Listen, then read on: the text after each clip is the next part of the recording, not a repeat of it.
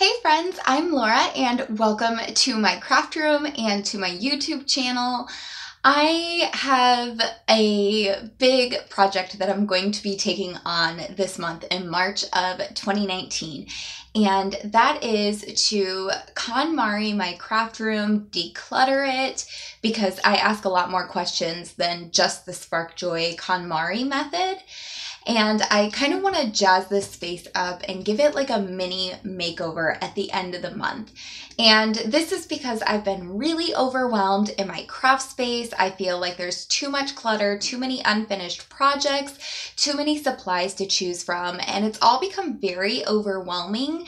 And I know that in the past when I've done a huge purge and got rid of a lot of stuff, my creativity just ups like tenfold, 100-fold. I make so many more projects when I have a simplified space and a simplified stash. So this month, I really want to focus on eliminating a lot of the stressors in my space and also a lot of the products and projects and commitments I have that aren't serving me very well. So I wanted to announce this project with you, the whole KonMari Your Craft Room in March challenge, and decluttering it and getting stuff out of your stash that you just don't think you're going to use.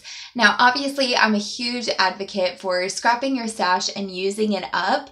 I host challenges on my channel every month where I make a kit for my stash and I show you how I use it up, and I share all the process videos for layouts with you. And I do make a lot of stuff every month. But I'm also a big advocate of not keeping things that don't inspire you, that you have a hard time using, that just clutter your space and clutter your mind. So there are so many great ways to get rid of stuff and so many great questions to ask yourself to make that process a lot simpler and easier, because I know a lot of times we have a hard time letting go of pretty things, even if we aren't using them. So I am going to share my process this month. I am going to be dividing my craft room into different categories. So I'll do things like decluttering my washi tape, decluttering my alphabet stickers, decluttering my pattern papers, that kind of stuff. And I will be sharing videos with you as I go through this process. And then hopefully at the end of the month, I will also remake my craft room and redecorate it, get reinvigorated in this space, and make it something that I really love and want to spend time in, because I felt really uninspired lately, and I want to nip that in the bud and make sure this is a place that I really love and want to be in all the time. So I hope you will join me on this journey. I am so excited to see how it turns out. And yeah, just excited to lighten my load a little bit and do some decluttering that needs to get done. Now, there are a couple of things that I need to say before we start this process and this challenge. And number one, that is that this process might not be for you, and that's cool. Like, not everybody wants to get rid of stuff from their craft room. Not everybody wants a minimalist space. Not everybody feels the need to declutter when they're stressed or overwhelmed, or you know, some people just like having a lot of craft supplies. They like tons of stuff to choose from, and they love, you know, buying all the things and keeping all the things, and that's fine. Like, if that's you, that's cool. It's just not me. And I know that when I start accumulating too much, I get really uninspired, really weighed down, really stressed out, and my productivity just plummets, especially creatively. So this is a process that I have found in the last few years has really worked for me, and I've loved it. Now, if you want to do it, that's really awesome. I cannot wait to have you join along on the journey, and I hope you love it as much as I do. But I am not saying that you need to do this or that it's a process everybody should do. You know yourself, you know what you like, you know your preferences. Choose what works for you, and if this kind of challenge or process is not for you, that's fine. Keep all your stuff, man. I'm not saying you have to get rid of it. I just know I need to get rid of some of mine. The second big thing that I will say is I am not a fan of wasting things. So I do two different things when I am decluttering my craft room. I either resell items if they are in new, unused, or great shape, or number 2, I donate to a really great cause. And that is to the Children's Hospital in the city where I live in. And I will talk about that in other videos too along the way. But essentially I found that if I just drop my stuff off at Goodwill or some kind of thrift or donation store, a lot of times it'll either get thrown out or it'll just sit on, you know, the shelves waiting to get bought for years. And it can make you feel really bad about that essentially being clutter or garbage that you're giving away. And the fact that it was really beautiful stuff and now it's not being appreciated or loved and you're not sure if it went to a good home.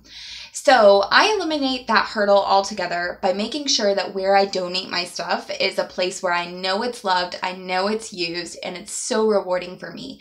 And that is the local children's hospital.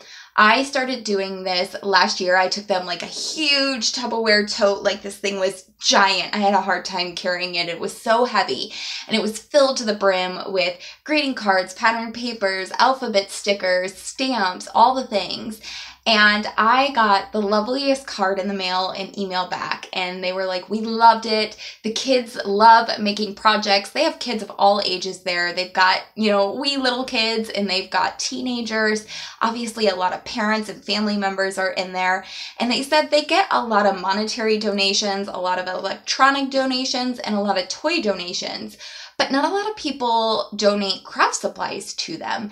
And this is a project they can actually do. Like, they love to make cards for other people, for their parents. They love to do DIY projects. They can make little scrapbooks with all those supplies. And to know that they'll be so well loved and used by a wide variety of people that I feel really good about serving, that just makes the giveaway process so much easier to know that it's going somewhere really awesome. And then I have no bad feelings about getting rid of stuff, even if it's pretty. I figure if I'm not using it, it could go to this better home where it's really going to be loved and cherished and used. And I feel really great about helping provide an activity for all of those different people who stay in the children's hospital for, you know, whatever periods of time, providing something for them to be doing and supplies and resources for them. So it makes me feel really good. It's really awesome for them. And that is the second major thing I will say about this process. Find somewhere that you feel awesome donating to, and it will make this whole process so much easier because you won't feel bad getting rid of your stuff. You're going to be feeling like you're doing something awesome, not only for yourself, but for the people that you're giving it to.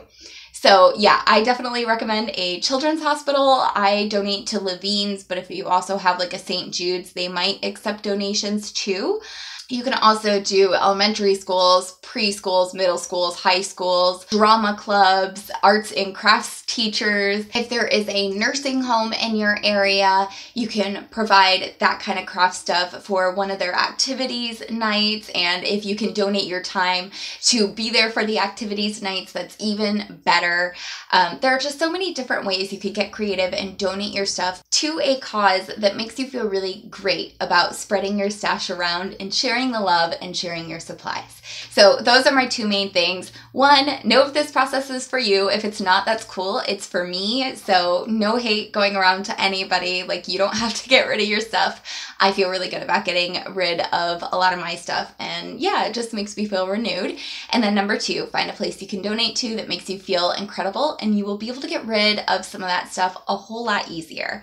And I'm so excited to make over this space and simplify it and bring back some of my creativity and have some renewed motivation and inspiration in this space. So I hope you have enjoyed this video and that you enjoy my craft room redo, de-stash, declutter, KonMari process throughout the month of March. Please make sure to like this video, leave me a comment down below if you like my cute dog in the background, or, you know, if you're excited about watching this process. And yeah, I'm so excited to do this with you guys. Subscribe to my channel. There should be a red button down here. Subscribe so you don't miss any of my videos where I share this whole process with you.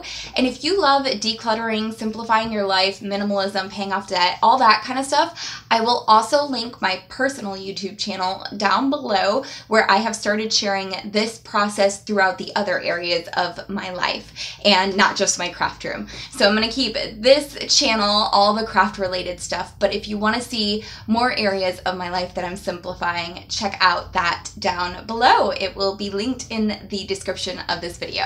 Thank you guys so much for watching. I hope this series inspires you, and I will catch you in the next video. Bye!